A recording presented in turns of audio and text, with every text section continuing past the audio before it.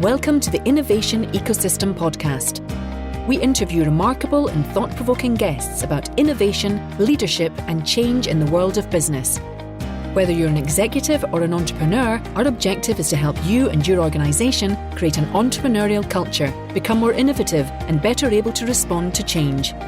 Each week, we'll deconstruct world-class performance from the arenas of business, academia, science, and sports.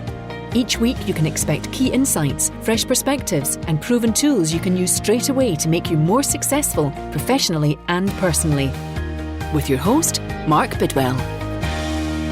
Hello, this is Mark Bidwell. Welcome back to the Innovation Ecosystem Podcast. My guest this week is Michael Gervais, who is co-founder of a company called Win Forever with coach Pete Carroll. And he's also founder of a great podcast called Finding Mastery. And I first read about Michael a few months ago in Fast Company magazine in an article that described the work that he did with Felix Baumgartner, the man who jumped from the edge of space as part of the Red Bull Strutters program. Now, Michael's a world-class expert in the areas of mindset, and he coaches Olympic medalists and CEOs and performers, at the top of their game from many different areas. And he helps them move up the performance curve to ultimately be in a position mentally, emotionally, spiritually, and physically to, as he says, dissolve pressure, which is a great place to get to. And I call this episode the space between hesitation and commitment. And you're going to learn why once I get into the conversation with Michael. We also explore how to be able to dissolve pressure and how to avoid finding yourself for an extended period of time at the other end of the performance spectrum, what he describes as micro-choking. And finally, you're going to learn Michael's definition of failure, which is both provocative and challenging for all of us. So I think to be able to innovate personally and professionally, it all starts with self-awareness and it starts with mindset. And Michael unpacks these concepts with some really rich examples, specifically having worked with Felix Baumgartner, as I mentioned, but working with many other people at the top of their game. I learned a huge amount from this conversation, and I hope you will too. Now, before we get into it, I invite you to join thousands of other business leaders to sign up to our newsletter to access resources, tools, and insights that can help raise your game both organizationally and individually. So go to www.innovationecosystem.com, click on join, and sign up to the newsletter there. Now, on to the show with Michael Gervais. So welcome back to the Innovation Ecosystem Podcast. This is Mark Bidwell. With me today is Michael Gervais, who is co-founder of Win Forever with coach Pete Carroll, and also founder of a wonderful podcast, Finding Mastery. So welcome to the show, Michael. Thank you for having me. Great to hear your voice, Mark. Well, so Michael, let's get into this by starting maybe with your business. The strapline is to help people become the best they can be. How do you do that? Yeah, it's a great question, and it's kind of a bold tagline, I guess. But as I'm hearing it played back from you right now, but the idea is that as humans, we can train three things. We can train our craft, we can train our body, and we can train our mind. And we're uniquely focusing on how to train the mental skills that allow people to access their craft. And so essentially what we're doing is, I can tell you a longer story, but essentially what we're doing is we're pulling back the curtain on how some of the best performers in the world and world-leading franchises in sport have helped athletes prepare their mind to be able to do the challenging and difficult things that they want to do. And it seems to us foundational to train one's mind and the mental skills to be able to access the craft that they've dedicated most of their life to. And in current business rhythms now, people are spending 95% maybe of their time training their craft. And in business, most people their requirement to be successful is to think creatively, to think critically, to think clearly. And it's really, in business, it's the skill of thinking. And what we know from elite performers, there is a process to be able to train one's mind to think clearly and to think clearly under pressure. And so that's our efforts in the business world. And that process, how would you characterize the steps in that process, Michael, of thinking clearly under pressure? Well, let's just talk about a model first, and then I'll walk you through the steps. Is that in the model of pressure, if you will, the lowest form of response to pressure is choking. And then one level above that would be micro choking. And we don't see choking very often, but we do see micro choking on a regular basis. And what's choking? We know from the golf. When you choke on the golf course, what's micro choking mean? I'm not familiar with that language.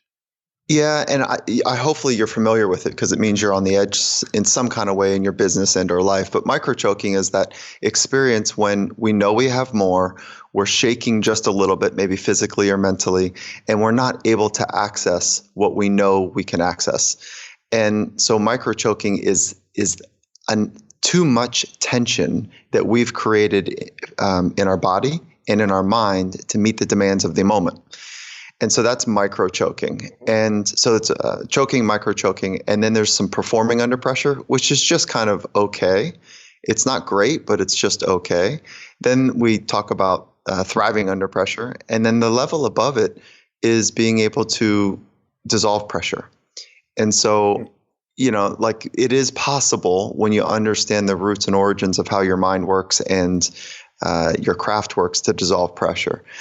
And so we're working from that model, but that's not exactly the question you asked. I think you're asking more about how do we go about training people's minds to be able to perform well? Is that the right question? Well, let's make it specific. So a divisional head in an organization, for instance, how does this model apply to them, and how can they go from choking how can they make that what can they do, what habits and practices can they put in place to make this journey more frequent and more smooth, if you like? So I presume people always choke, but this question is how quickly do you get out of that state up to the next state, right? Yes, and I don't think people choke very often. I think that's actually relatively rare. And really the way that smart people orientate their life is that they work to position themselves in situations or environments where they can be successful.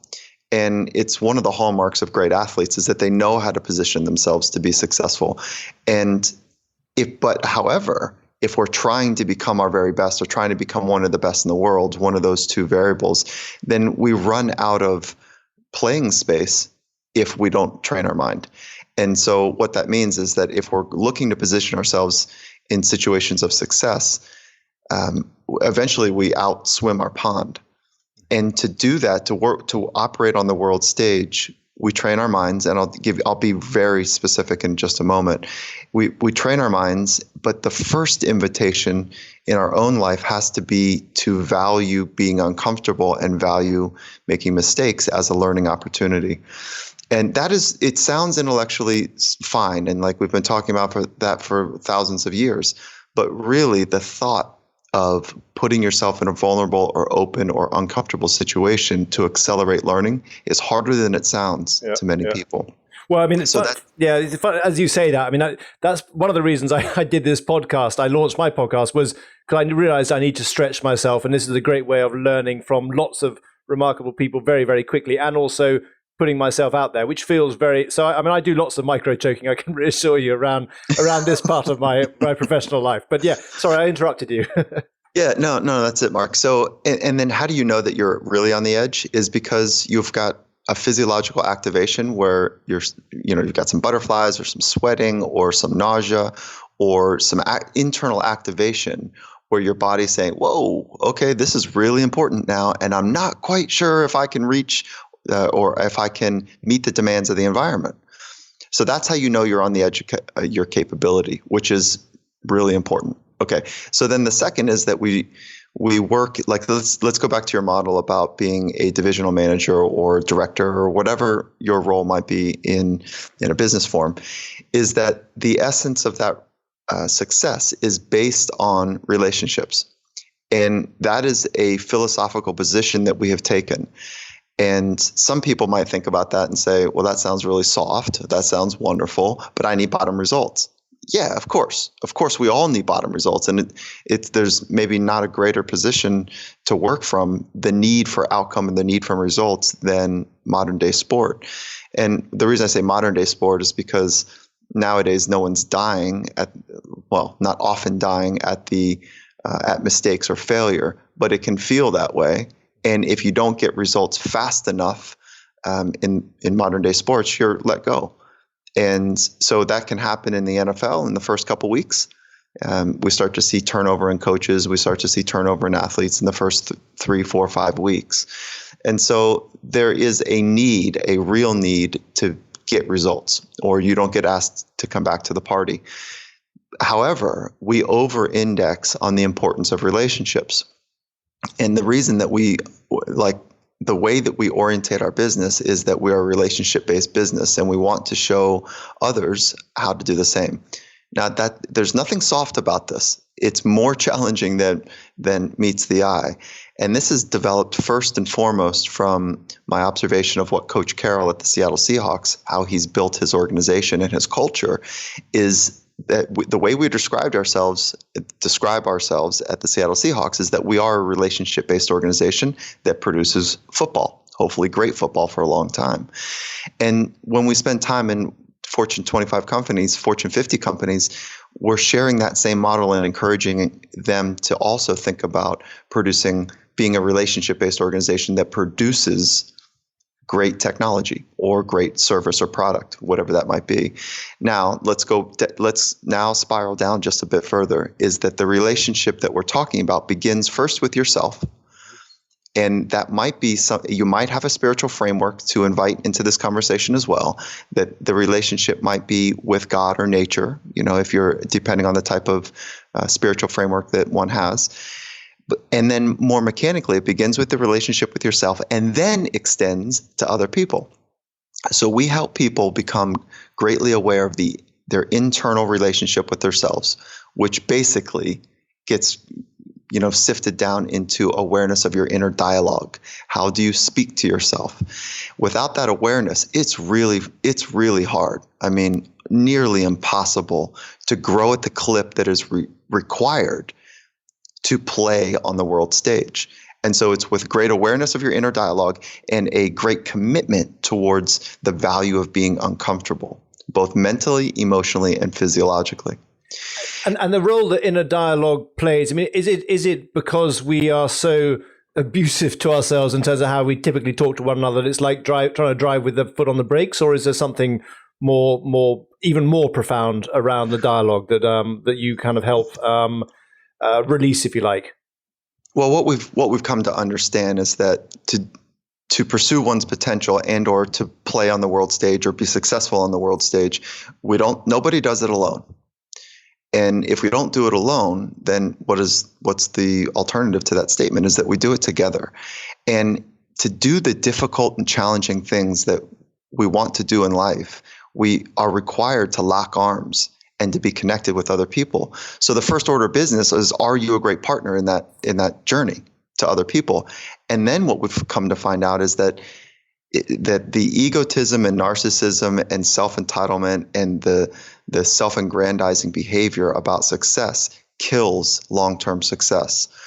So we're going to be able to, and there's, corporate America and elite athletics are riddled with the narcissist, that wants their bottom line to be met and wants their name to be on the whatever kind of ranking schedule.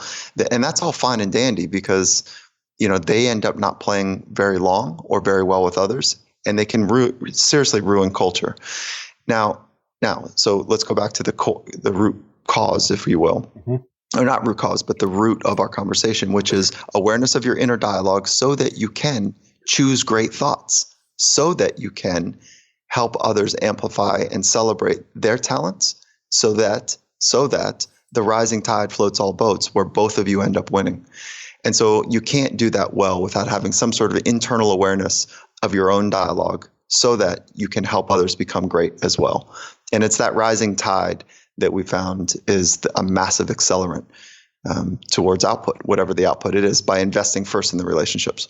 And so I mean, this is a very empowering message because it suggests that it starts with self-awareness, which might not necessarily be particularly easy or particularly comfortable once you become self-aware, but anyone can, I think, become self-aware. But that becomes the baseline or the foundation, if you like, for the next stage of growth. Is that fair?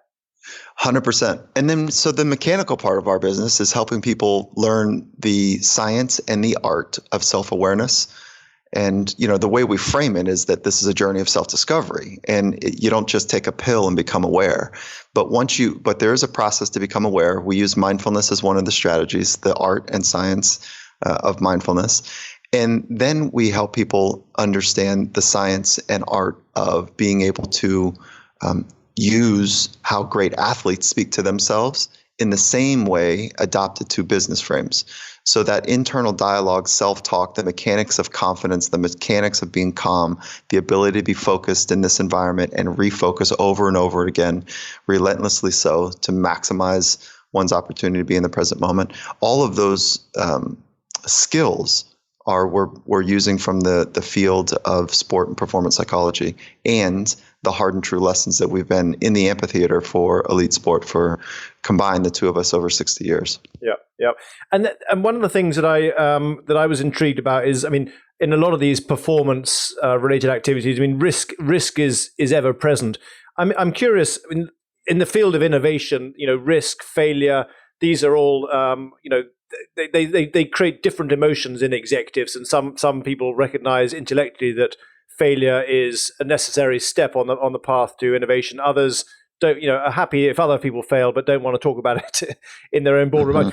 How do you see risk and failure, mapping from the, as you say, the amphitheater of sport, of world-class sports into the executive suites? How's that conversation go in your client base, if you like?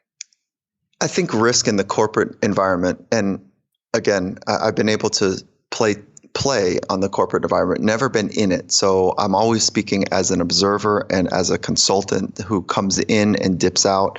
But working with Fortune 25 companies, I think I have a sense from a healthy distance about what it's like inside of many of these organizations. And it seems very different to us than the entrepreneur. So the entrepreneur tends to have a bit more of a tolerance for risk. But in the corporate America, there's plenty of risk taking, but culture tends to buffer in some kind of ways the value of risk taking. And so it is not as easy to take large risks inside of the corporate environments that we've been in compared to the entrepreneur investments or ecosystems. Now, that being said, the way that we see failure is maybe counterintuitive. Many people talk about fail fast, fail forward, and that's wonderful. And the seeds of insight are germane in failure. Okay, there's great slogans and sayings, but the way we talk about failure is that failure is not going for it. That's how we operationalize it. And so if once you know who you are, and we spend a lot of time with people helping them develop their philosophy, and for you, Mark, and or folks that value your conversations with people, if you don't know your philosophy yet, it's really hard. It's really hard to excel on the world stage because the demands of the environment tend to become bigger than the internal resolve. And it's not until you know who you are that the world becomes much more playful. Because once you know who you are and your philosophy is very clear, nobody can ever take that away from you. And I don't want to sound trite or on a soapbox, but that lonely work to articulate in such a way with great clarity that you could, in a dark alley or on a global stage, you're very clear about what you stand for. That's a very important piece of work to be able to do to accelerate one's craft. And how different is that from purpose, for instance? So philosophy is a decision-making framework. That's essentially what a philosophy is. A purpose is what are you doing with your craft? Like, what are you doing with your life efforts? And so you could substitute purpose and mission. Yeah. They would feel somewhat of the same. But having a clear philosophy about how one makes decisions and takes actions and chooses thoughts, that is not easy to do. And so we walk people through we call it a philosophical primer to help people develop their philosophy so that they can make great decisions that they have alignment with. And it's that alignment that we get this undulation in output. Okay, so that's part of it. Then the second layer is the mindfulness, to become aware when I'm dissyncopated and when I am syncopated to my philosophy. And then we want to make sure that people have the great mental skills to be calm and confident and focused, to have the lens of optimism as opposed to pessimism. And I can talk about the science of why that's a choice that we've chosen to invest in. And then we're just really arming people now with the mental skills that allow them to adjust and pivot, truly more than just the slogan that we need to pivot and adjust, to whatever market demands. And, I'll add one more layer or one more frame for you, for your listeners, is that as leaders, we can talk about stuff. We call it the 4 T's. We can talk about stuff. We can teach others the mechanics of how things work. And now let's just talk about craft for a moment. We can talk about having great craft. We can teach it. We can train people to develop their craft, and then we can test them. And the same is true for mental skills, right? The same is true for physical skills. You can talk about being fast and strong. You can teach somebody the mechanics to be fast and strong. You can show them how to train, and then you can test them. The same is true for mental. You can say, be focused. That's the talk that so many people talk about. Be focused, fail fast, adjust quickly.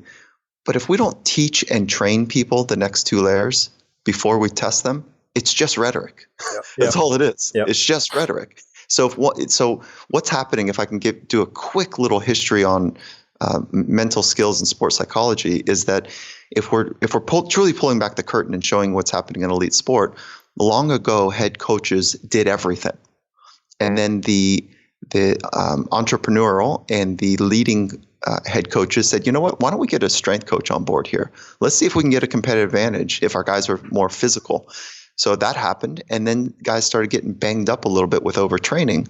So then those same coaches said, why don't we get some athletic trainers and some physical therapists to help repair our athletes? And then those same innovative coaches said, well, what if we maximize nutrition? And that was about 30 years ago that started to take place, that those arcs started to end. And about 20 years ago, really, is when those same innovative coaches says, well, what if we trained the mind of our guys? So now we're taking a look at physical, nutritional, medical, and now mental skills as a competitive advantage. And I'll tell you what, there is no greater competitive advantage than truly celebrating the people that you're in the amphitheater with for them to be able to do their best.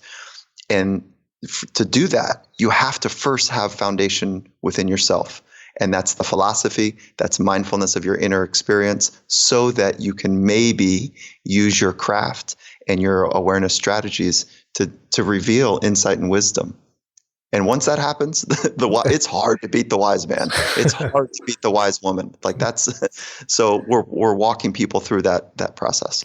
And one of we started this section around talking about risk and failure, and maybe we can talk about one, particularly for us in Europe, although on a global stage. It was a remarkable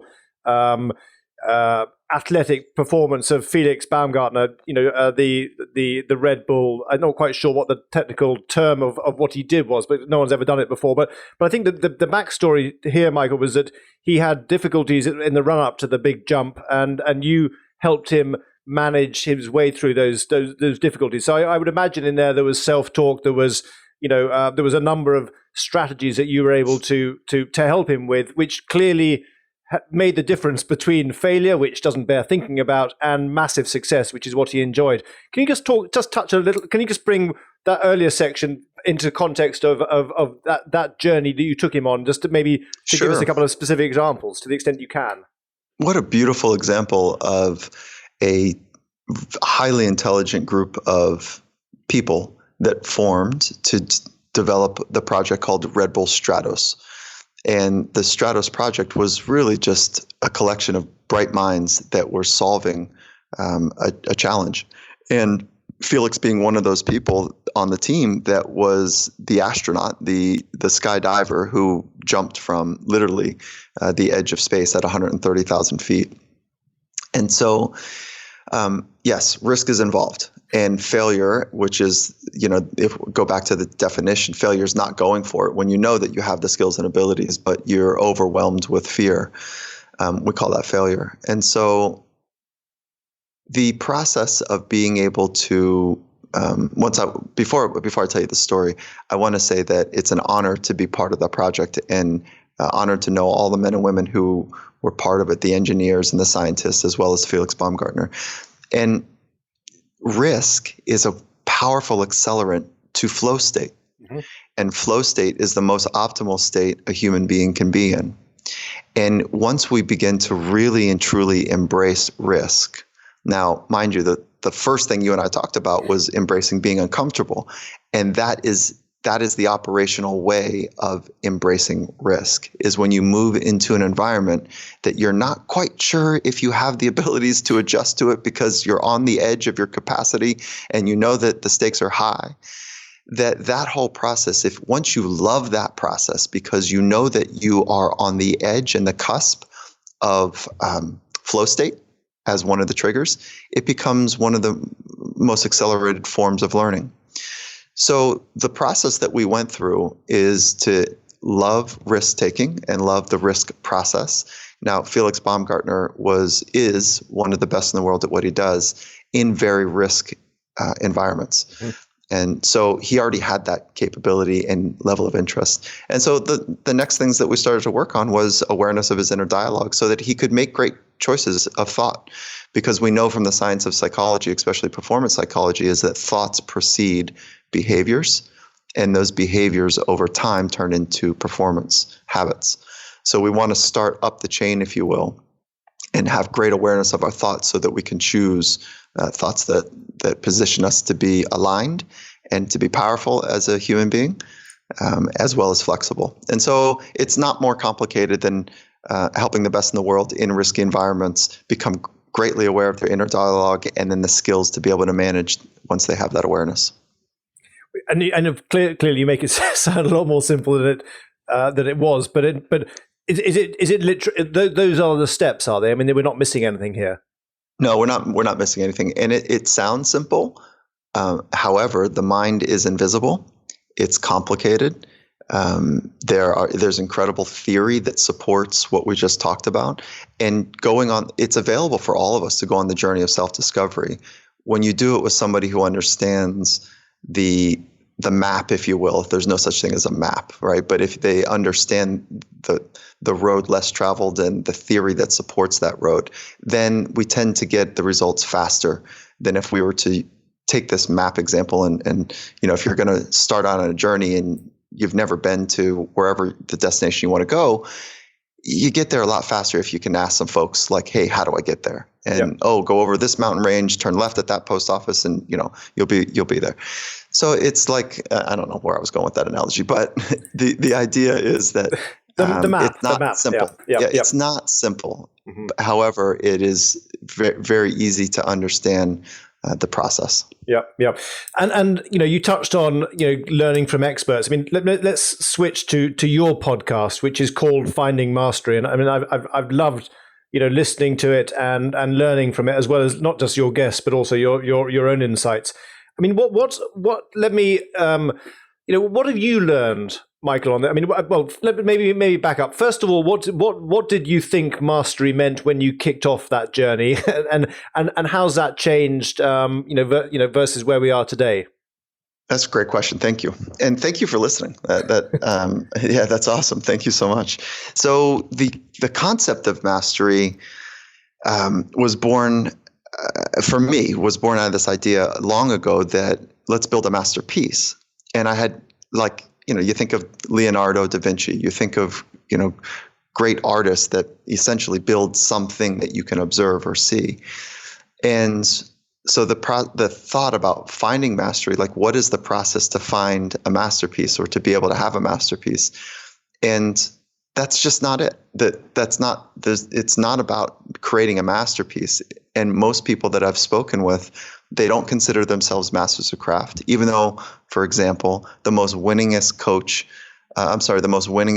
athlete in volleyball ever, the most winningest coach in football ever, one of the certain Hall of Fame coaches that is going to go into the NFL, none of them consider themselves masters of craft. The number one or the best female soccer player in the world says, I don't consider myself that way. The genius behind the marketing campaigns for Apple and Gatorade does not consider himself a master of craft.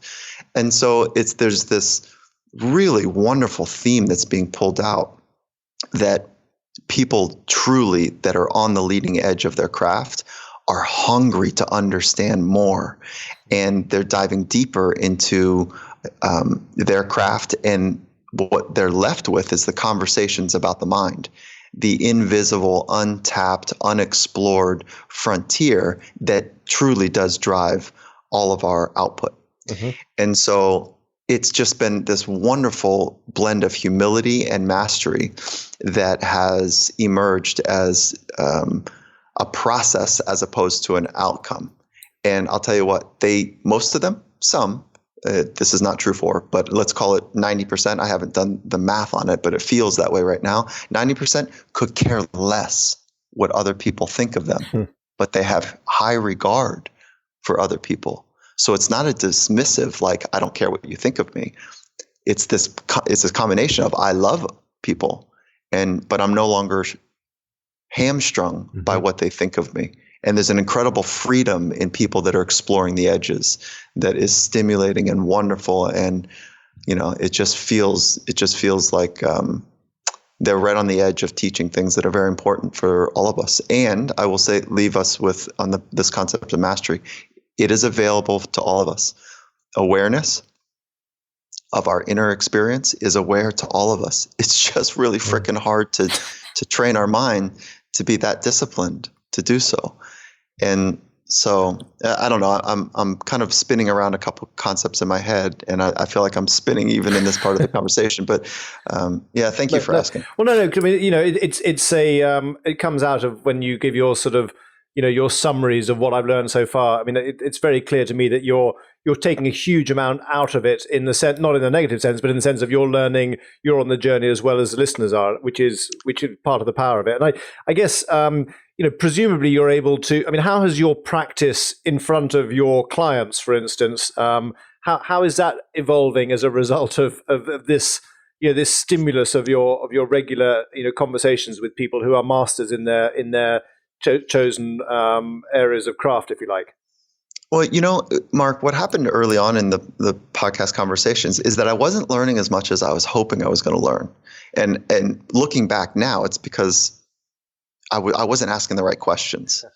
And so I kind of knew some of the stuff that they might be onto, and they were my friends. The first, 10 guests were my friends. So, or almost all of them were. So I wasn't learning enough. And then, so I had to redesign like the questions, and to get really honest with myself, like, what do I really want to learn? And when we're really clear about what we want to learn most in life, paths seem to open up. Yep. And so I just think that that's really important. And what I am finding now is the way that it's translating into other parts of my business is that there is a great curiosity from people. They want to know what masters of craft, how they think. And so I get to tell lots of stories publicly now, where for the first 20 years of my career being a licensed psychologist in the States, that in California in particular, that I wasn't ever able to share what I was learning from the best in the world inside of a sanctuary and a relationship that I could never talk about. So it's like now the amplification of being able to share those stories and to celebrate the people that are truly on the edge. What we find is that many of us really do want to learn from them, and there hasn't been many opportunities to do that learning. And so podcasting and long form conversations are giving platforms to people to really share how they've come to understand the world. And it's not broken up by bits and sound bites, but hopefully there's a decoding process that will be able to have a grounded theory in what psychology is teaching us, what masters of craft are teaching us about the psychology of human experience. Yeah. And the final question before we start wrapping this up, Michael, you use this you've used the expression on the edge several times, but I've got some notes here around, the space between hesitation and commitment, which I think you've used that language before. I'm not sure where I I think I might have pulled it off one of your blog posts. Mm-hmm. But can you just say a little bit about that? Because it's a very compelling. Well, for some reason, it sort of landed with me and resonated with me because perhaps because I find myself in this space quite frequently. What do you mean by that? And what does it mean? That's very good. It is the central question that I've set out to understand is what is that space in between hesitation and commitment? Because on the world stage, when there is real risk involved, hesitation gets people hurt, and financially, emotionally, physically. And if Felix, and go back to our Red Bull Stratos, if he's on the edge at 130,000 feet, and all that's left is the command of his mind and the command of his craft, and he hesitates and goes into a flat spin, that was one of the 5 most dangerous things that could take place in that environment. If he goes into a flat spin at, let's say, 100,000 feet and rotates and has so many G's in that rotation that essentially the scientists were very concerned that he could have all the blood rushing to his brain or his feet and potentially have a life-threatening condition. Yep. So it's the space between hesitation and commitment that allows people to understand and reveal themselves. And that space in between those two is where the moment, what we're talking about, the moment, right? The capturing the essence of the mind and craft in risk environments, whether I shrink and hesitate or I find alignment and go for it. And it's the undulation between those two that I think is really important to understand. And there is a space in between there that is beautiful.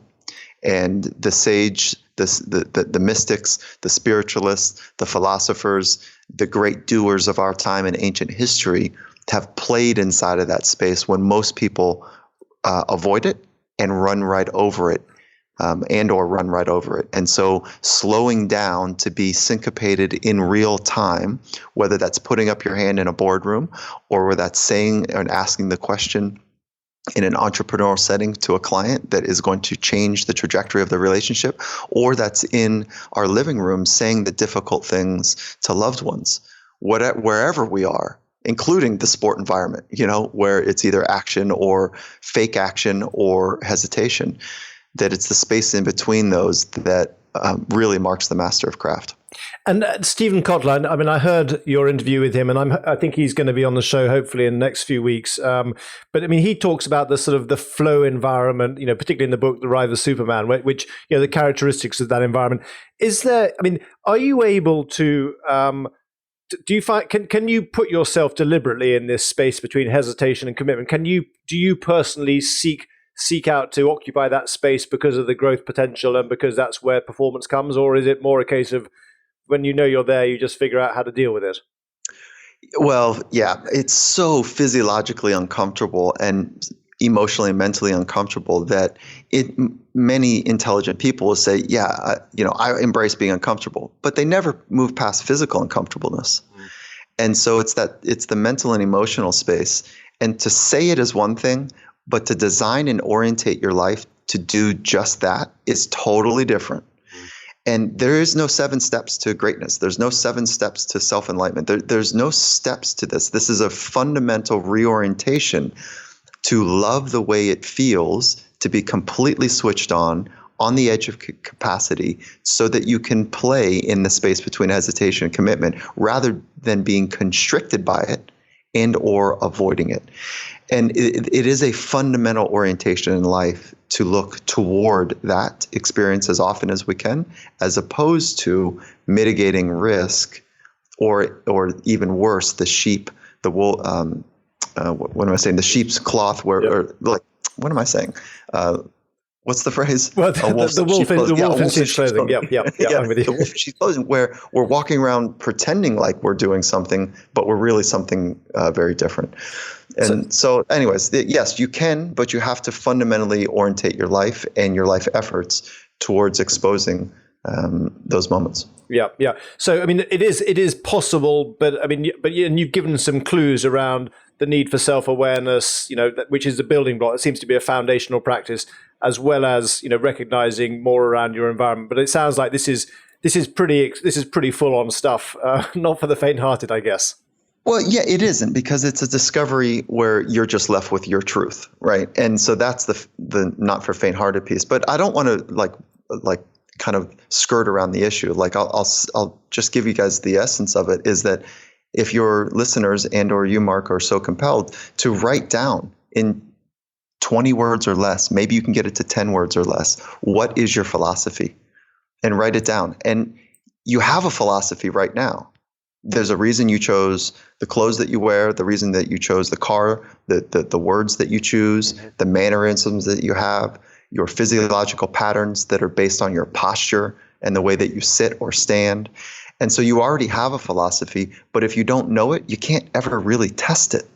And and when we go back to the 4 T's, that's the test. Are you being aligned and true to what you believe is most important in life? Especially when it's difficult and rugged or hostile in the environment.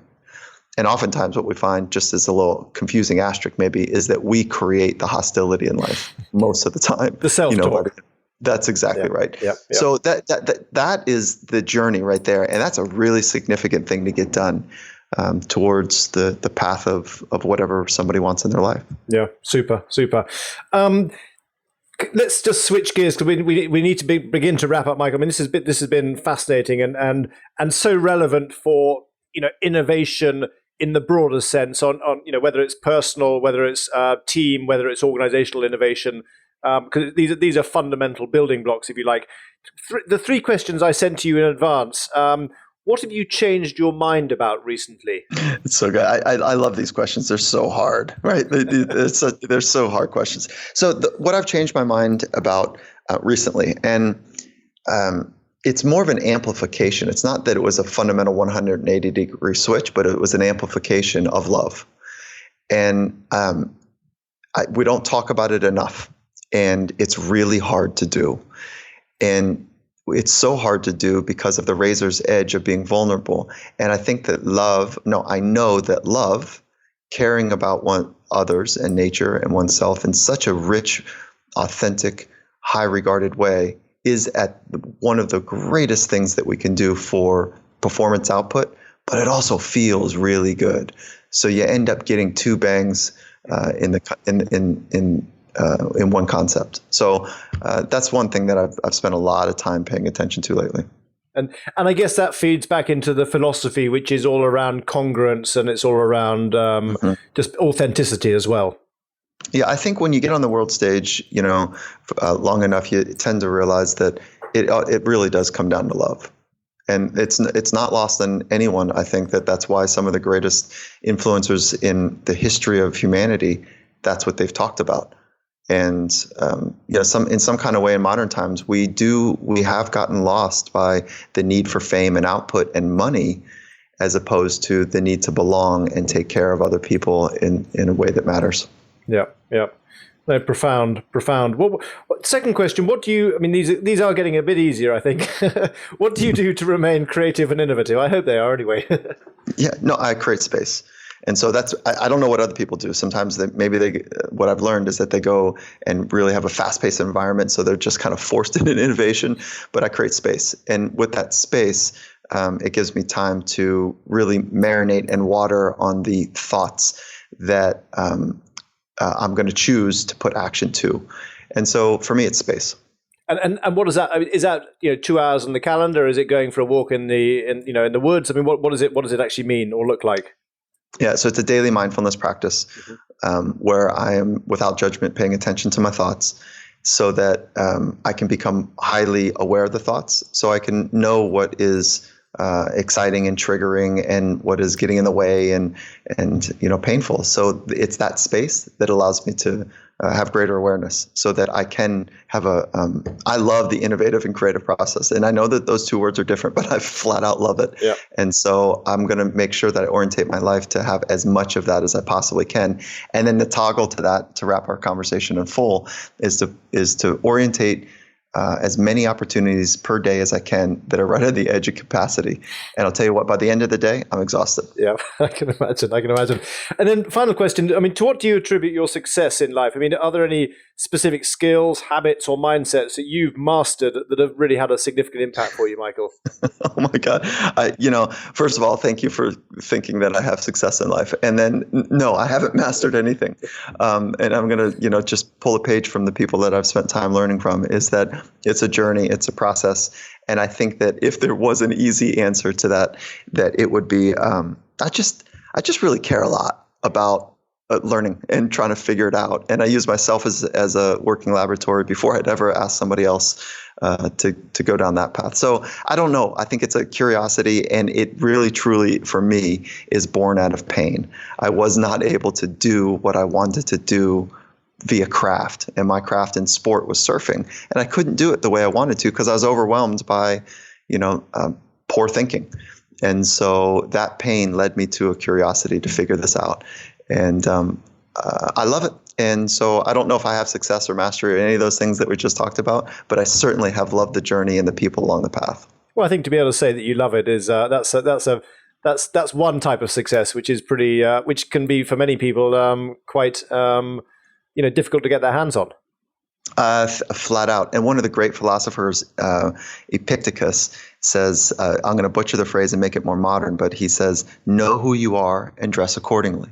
So once you really know who you are and you can adorn the clothing that represents that alignment, whether it's in business or relationships or words that we use, is phenomenal. And, it's just a very powerful thing that's available for all of us. Lovely. Yeah, absolutely. Now, I'd heard that phrase from you, and I was going to ask you about it, but you've answered that, so that's good.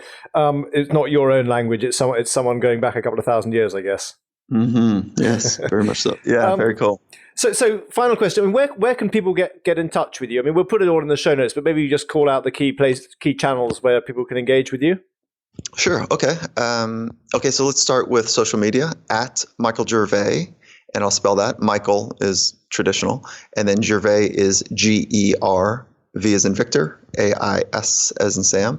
So at Michael Gervais on Twitter, same on Instagram, and then findingmastery.net is a place that you can find about the podcast. You can also go to winforever.com. That's the business partnership with Coach Carol and myself. Inside of that business, we've built 3 applications so that once we go into a corporation, we just don't leave people. We want to go on a journey with them to coach them for 365 days a year. And so we've got a suite of applications that we offer people there, but it's all closed loop. It's only for the corporations we work with. And then you can find us findingmastery.net and then /community, and it'll take you into our Facebook page. Brilliant. Well, we'll put all that in the show notes. And Michael, I mean, it's been great to talk to you. I really have enjoyed this conversation. Hopefully it wasn't too painful. I didn't put you on the spot, but I think it's very, very rich. And I think that, as I said it several times, the podcast is a highly recommended resource. So we'll put that in the notes as well. And really appreciate your time today. Yeah, Mark, thank you. And I want to say thank you for, in preparation for this podcast, I listened to yours, and they're fantastic and wonderful. And I'd love to flip the script and host you on my show as well, and learn about the innovation in the ecosystem for such. So I'd love to extend that to you as well. So thank you for having me. Brilliant. Well, thanks very much. And we'll be in touch about that. Very kind of you, and have a good day. Okay. All the best. Take care. Thanks. Bye. Hi, it's Mark again. So I actually really did learn a huge amount from that. In particular, what he learned from launching his own podcast, which is similar to my journey in many respects. It really is a fascinating new medium to explore the lessons of others in diverse areas and try and bring them back into one's life. I love this concept of micro-choking and how to overcome your inner dialogue. And this does tend to sabotage us all to varying degrees and with varying frequency. And again, the concept of this space between hesitation and commitment really does resonate for me.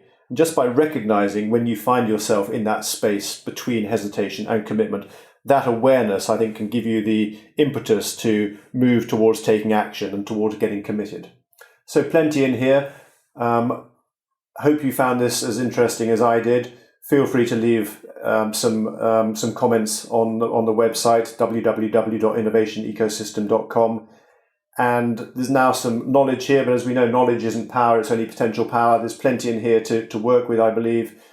Hop over to Michael's site. In the show notes are all the details to learn more about the great work that he does.